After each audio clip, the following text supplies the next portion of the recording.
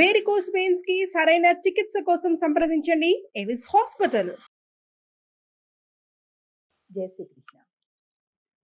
ఆండాళ్ తిరువడిగళే శరణం. దివ్య తిరుప్పావై వ్రతం మొత్తం 30 రోజుల వ్రతం, 30 పాసురాలతో కూడుకున్నటువంటి వ్రతం.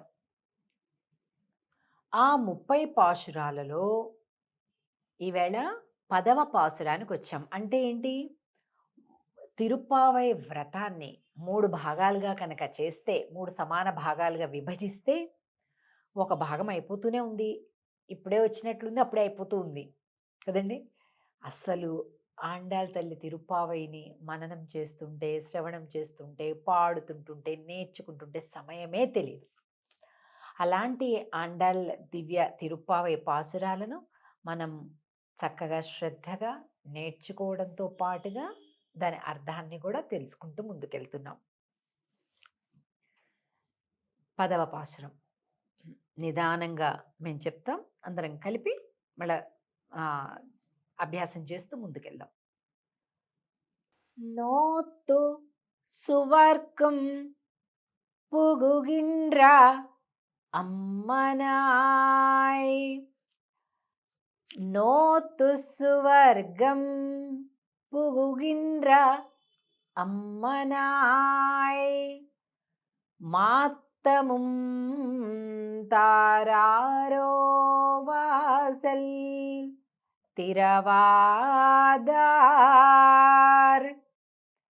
நாத துழாய் முடி நாராயணன் நம்மால் போத்தப்பறை தரும் புண்ணியனால் பண்டொரு நாள் கூத்தத்தின் வாய் வீழந்த கும்பகரணனும் தோத்தும் உனக்கே பெரும் துயில் தான் தந்தானோ. ஆத்த அனந்தலுடையாய் அருங்கலமே தேத்தமாய் வந்து திரவு ఏలోరెంబావాయ్.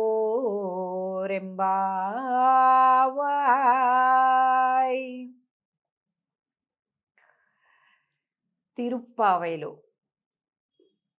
ఈ 10వ పాసురంలోని ఈ గోపికి నువ్వు ఏం చెప్తున్నారో చెప్పిన, అమ్మా మేమంతా వ్రతం ఎలా చెయ్యాలి, విధానం ఏంటి అని తెలుసుకోవటానికి కృష్ణుడి దగ్గరికి బయలుదేరాం. కానీ నువ్వా చూస్తే వ్రతము చేసేసి వ్రత ఫలముగా కృష్ణుణ్ణి లోపల పెట్టుకొని హాయిగా అనుభవిస్తున్నావు.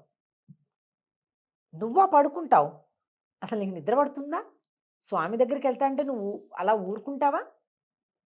నువ్వు రాలే, ఇంకా తలుపులు అలాగే వేసున్నాయి అంటే అర్థం ఏంటంటే, నోము నోచటానికి మేమంతా వెళ్తున్నాం, నోము నోచేసి నోము ఫలం కూడా నువ్వు హాయిగా లోపల అనుభవిస్తున్నావు. అంటే ఏంటి?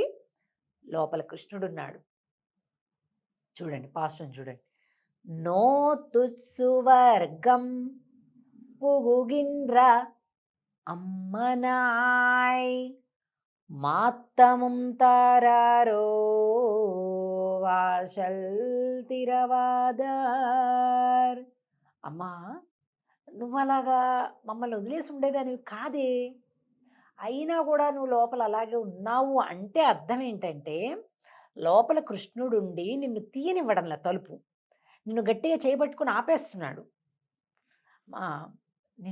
మాట్లాడనివ్వడంలే. నిన్ను మాట్లాడనివ్వకపోయినా కనీసం వచ్చి తలుపు తీయచ్చు కదమ్మా, గడి తీయచ్చు కదమ్మా అంటే, అబ్బా అలాగేం లేదమ్మా, కృష్ణుడేం లేడు ఇక్కడ, అలాగేం అనుకోకండి అని లోపల గోపిక అన్నట్లుగా ఉంటే, నా తత్తుజాయి ముడి లోపల నుంచి తులసి దళాల పరిమళం వస్తుంది అంటున్నారు. తులసి దళాల పరిమళం ఎప్పుడొస్తుందండి? కేవలం శ్రీకృష్ణుడు ఉన్నప్పుడే వస్తుంది. ఎత్ర ఎత్ర తులసీ పరిమళః తత్ర తత్ర భగవాన్ శ్రీకృష్ణ అస్తి కదండి. అంటే ఎక్కడెక్కడ తులసి పరిమళం ఉంటే అక్కడక్కడ పరమాత్మ ఉంటాడు. ఎక్కడెక్కడ పరమాత్మ ఉంటే అక్కడక్కడ తులసి ఉంటుంది. ఇప్పుడు మనం మామూలుగా అనుకుంటుంటాం చూసారా, ఎక్కడ రామనామం వినిపిస్తే అక్కడ హనుమంతుడు ఉంటాడు, ఎక్కడ హనుమంతుడు ఉన్నాడంటే రామనామం ఉండే తీరుతుంది. అలాగనమాట. అందుకే మన ఆరాధనలో, నిత్య ఆరాధనలో తప్పనిసరిగా తులసి దళం ఉండాలి. అసలు తులసి దళము ఉంచనటువంటి ఆ ఆరాధన, పూజ నిష్ఫలం.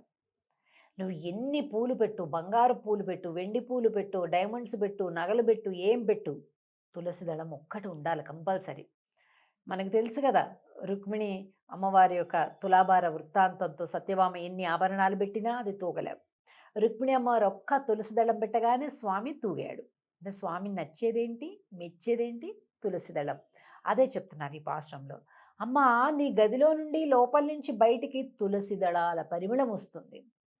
తులసి అసలు చూసారా ఆ పరిమళం? ఎండిపోయినా కూడా భలే బాగుంటుందండి వాసన, పచ్చిగా ఉన్నా కూడా ఉంటుంది. అయితే ఈ సందర్భంలో మనం చెప్పుకోవాల్సినటువంటి ఒక ముఖ్యమైనటువంటి విషయం ఏంటంటే, ఆరాధన చేసినప్పుడు మనం ఏదైతే ఆరగింపు పెడతామో, చక్కెర కావచ్చు, కలకండ కావచ్చు, ఖర్జూరం కావచ్చు, డ్రై ఫ్రూట్స్ కావచ్చు, అరటిపండు కావచ్చు, కొబ్బరికాయ కావచ్చు, పాయసం కావచ్చు, కట్టె పొంగలు కావచ్చు, పులిహార కావచ్చు, అన్నం కావచ్చు, కూరలు కావచ్చు, ఏదైనా ఆరగింపు చేయండి. మన యొక్క అనుకూలం, అవకాశం, భక్తి అన్నిటి మీద డిపెండ్ అయి ఉంటుంది. ఏవి పెట్టినా కూడా దానిపైన ఆచమనం అట్లా నీటిని శుద్ధి చేసి, శుద్ధి కోసం నీటిని చల్లి తులసి దళాన్ని పెట్టి ఆ తర్వాత ఆరగింపు చేయాలి. తులసి దళాన్ని పెట్టకుండా ఆరగింపు నిష్ఫలం. అంతేకాకుండా అది తీసుకునేటప్పుడు తులసి దళంతో సహా మనం కూడా తినాలి. దాన్ని పారేసేసి మిగతాదంతా మనం తినడం కాదు, తులసి దళంతో కలిపి తినాలి, ప్రసాదాన్ని స్వీకరించాలన్నమాట. అది పద్ధతి. అది చాలామంది అది తెలియక పొరపాటు చేస్తుంటారు. అందుకే చెప్తున్నాను ప్రత్యేకించి. భగవంతుడి పాదాల దగ్గర పెట్టిన తులసి దళాన్ని దాన్ని మళ్ళీ ఆ ఆరాధన అయిపోయాక చక్కగా కళ్ళకద్దుకొని మనం తీసుకోవాలి. స్వామి దగ్గరికి పెట్టే ముందు శుభ్రంగా నీళ్లతోటి కడిగి శుభ్రం చేసి పెట్టాలి. పుష్పాలు కానీ దళాలు కానీ ఏదైనా సరే నీటితోటి చక్కగా శుద్ధి చేసి పెట్టాలండి. సరే, సో ఇప్పుడు ఈ గోపీనాథ తుషాయముడి లోపల నుంచి తులసి పరిమళాలు వస్తున్నాయమ్మా, నువ్వేంటమ్మా ఇంత నిద్ర, ఇంత చెప్తున్నా కూడా కుంభకర్ణుడికి నీకు పోటీ పెడితే కుంభకర్ణుడే ఓడిపోయేలాగున్నాడే, ఓడిపోయి అతని నిద్ర కూడా నీకు బహుమతిగా ఇచ్చినట్టున్నాడే. అమ్మా, నువ్వు లేకపోతే నువ్వు గొప్ప ఆభరణానివమ్మ మా గోష్ఠికి, మా గ్రూప్కి అని అన్నమాట అర్థం. నువ్వు కాస్త తేరుకొని రా తల్లి, మమ్మల్ని కటాక్షించు, అందరం కలిపి వెళ్దాం స్వామి దగ్గరికి, నువ్వు లేకుండా మేము వెళ్ళలేమమ్మా అని అంటున్నారు ఈ పాశ్రంలో. ఇలా భగవద్భక్తులను తమతో చేర్చుకునేటటువంటి విధానాలు ఒక్కొక్క పాశ్రంలో ఒక్కొక్క రకంగా చాలా అందంగా చెప్తుంది. ఆండాళ్ తల్లి స్వయంగా చెప్పినటువంటి పాసురాలు ఈ పాసురాలన్నీ. తిరిగి మళ్ళీ 11వ పాశ్రంతో రేపు కలుద్దాం. ఆండాళ్ తిరువడిగళే శరణం. జై శ్రీకృష్ణ.